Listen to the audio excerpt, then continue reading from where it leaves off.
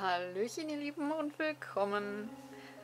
Für diese hübsche Anleitung, und zwar einen Knopf selber zu häkeln, beginnen wir mit einer Luftmaschenkette. Dazu schlage ich 5 Luftmaschen an, gehe in die erste Masche zurück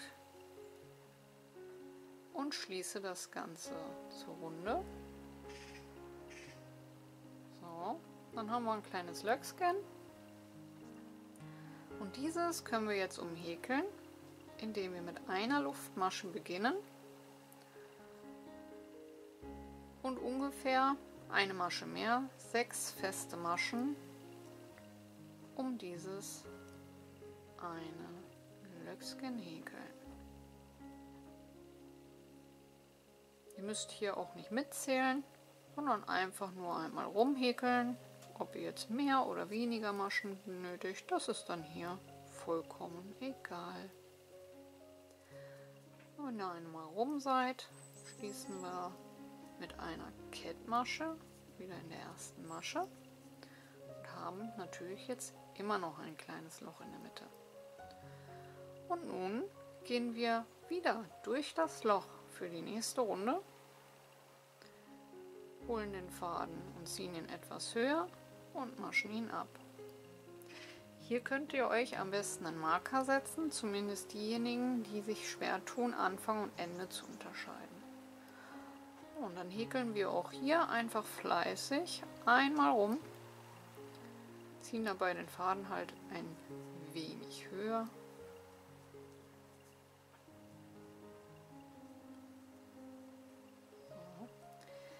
Wem das Loch in der Mitte zu groß ist, der kann natürlich auch mit weniger Maschen anfangen. Es kommt natürlich immer darauf an, was für Wolle, also die Wollstärke und mit welcher Nadelstärke ihr hier häkelt. Ich habe jetzt hier einen vierfädigen Bobbel und eine 4er Nadel. So, wenn ich dann einmal rum bin,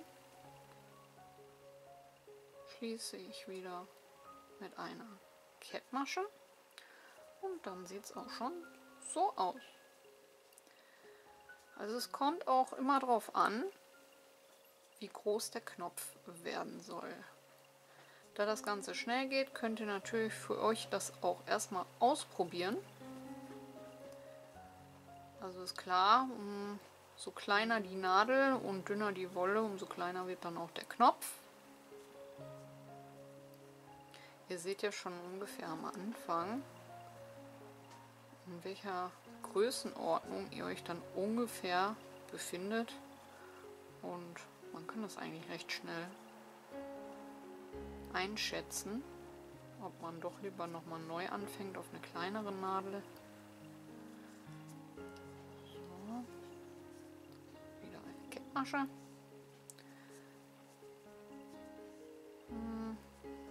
Mache nochmal eine Runde.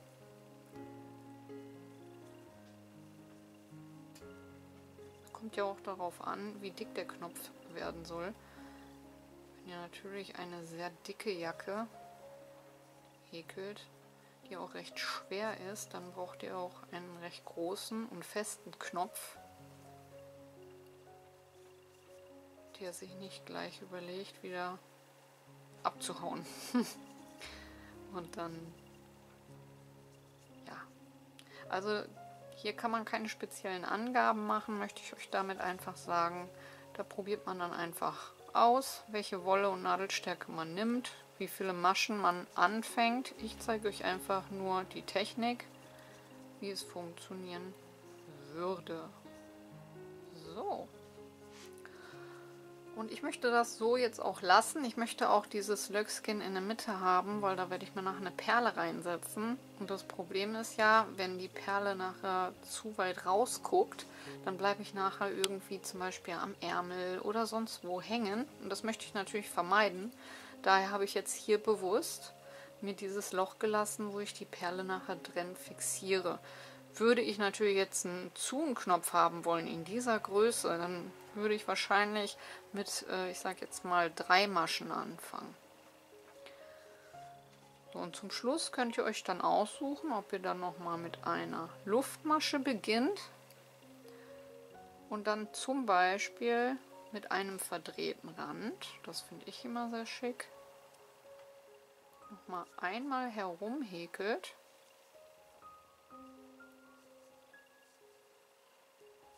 Oder einfach nur nochmal mit festem Maschen oder mit Kettmaschen. Da kann man auch schön variieren. Oder einen Glitzerfaden.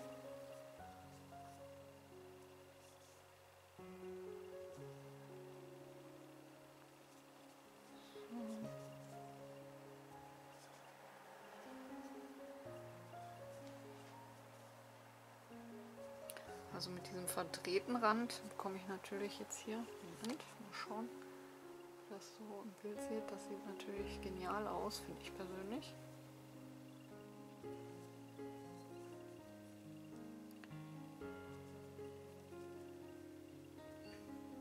Und dann häkeln wir einmal herum.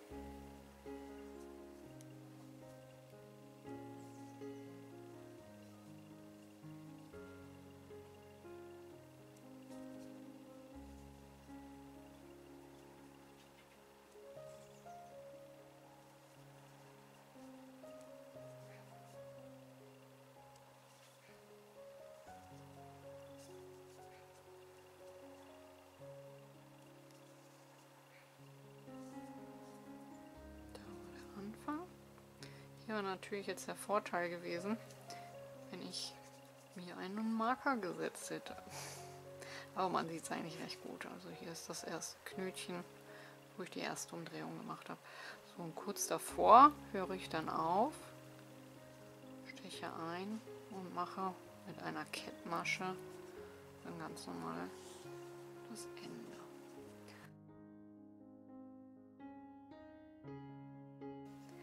Wir beginnen für dieses hübsche Knöpfchen mit einem Fadenring. Diesen legen wir zwischen Mittel- und Zeigefinger hindurch. Von außen um den Daumen herum zweimal, sodass sich hier ein Faden bildet, in dem wir gleich einstechen können, und halten dann den Endfaden mit Ring und kleinem Finger fest. Dann gehen wir mit der Nadel an der Daumenschlinge rein und holen uns den Spannfaden und fixieren das Ganze mit einer Luftmasche. Dann können wir den Daumen aus der Schlinge nehmen und haben einen Fadenring. Nun häkeln wir um beide Fäden herum, also um den Ring und um den losen Faden. Denn diesen können wir jetzt steuern, wie groß das Ganze sein soll. Und dementsprechend, ob unser Knopf später ein Löckskin hat, wo wir eine Perle reinsetzen können, oder aber ob wir das Ganze komplett schließen wollen. So, ich mache den jetzt relativ klein und häkel zuallererst 5 feste Maschen drum, um beide Fäden herum.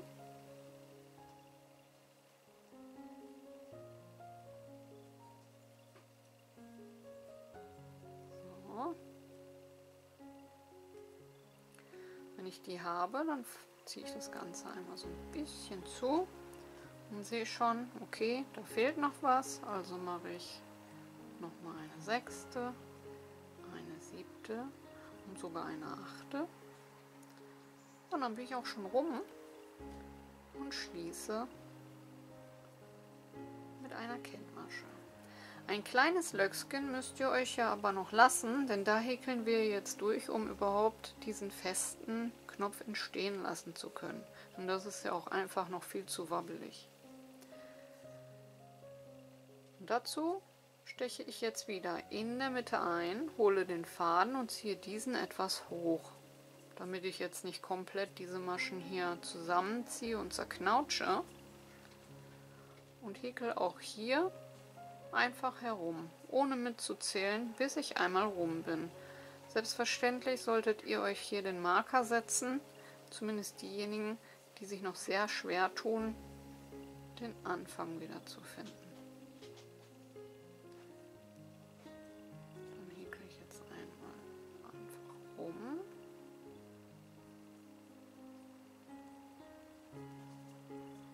So, hier bin ich jetzt schon einmal rum Und dann schließe ich mit einer Kettmasche. So. Und da das Ganze jetzt immer noch zu wabbelig ist, geht es nochmal durch die Mitte. Faden wieder hochziehen und anpassen. Und einmal so herumhäkeln. Faden höher ziehen und wie bei einer festen Masche abhäkeln.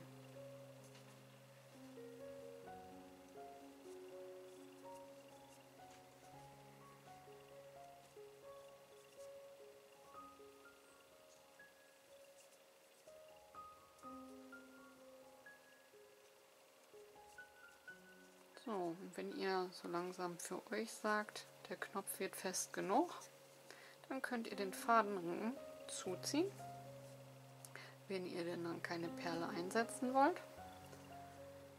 Und dann ist das Ganze soweit fertig. So lässt sich die Größe des Knopfes auch leichter variieren, als wenn ihr mit einer Luftmaschenkette anfangt und diese dann einfach schließt. Denn dann habt ihr eine vorgegebene Größe und müsst natürlich so lange häkeln, bis das Ganze Festigkeit bekommt. Und dementsprechend wächst das Ganze dann auch auf eine beachtliche Größe heran. Und der Knopf wird nachher zu groß und die ganze Arbeit war umsonst. Daher kann ich nur empfehlen, beginnt mit einem magischen Ring, macht euch das Leben leichter. Aber ihr könnt mir ja mal in die Kommentare schreiben, wie ihr damit klarkommt. Ob der magische Ring für euch eher was ist oder lieber mit Luftmaschen und dann rumprobieren, bis es passt. Ja, würde mich auf jeden Fall mal interessieren. So, nun habe ich mein festes Knöpfchen fertig. Schließe das Ganze mit einer Kettmasche zur Runde. Hier mache ich jetzt mal keinen verdrehten Rand in dieser Variante. Kappe ganz normal den Faden. Vertüdel diesen nochmal mit einer Schlaufe. So, und dann kann ich jetzt beide Fäden vernähen und habe dann einen kleineren Knopf, wo mich halt mal die Maschen anschauen. Also, ne, ich könnte den jetzt von dieser Seite, finde ich den zum Beispiel sehr hübsch, weil er diese Nupsi-Struktur bekommt. Und dann hatten wir ja noch diesen hier mit dem verdrehten Rand. Das hat halt, ja, wie gesagt, man muss es einfach ausprobieren. Es gibt so viele schöne Varianten und man kann sich wunderschöne Knöpfe damit gestalten.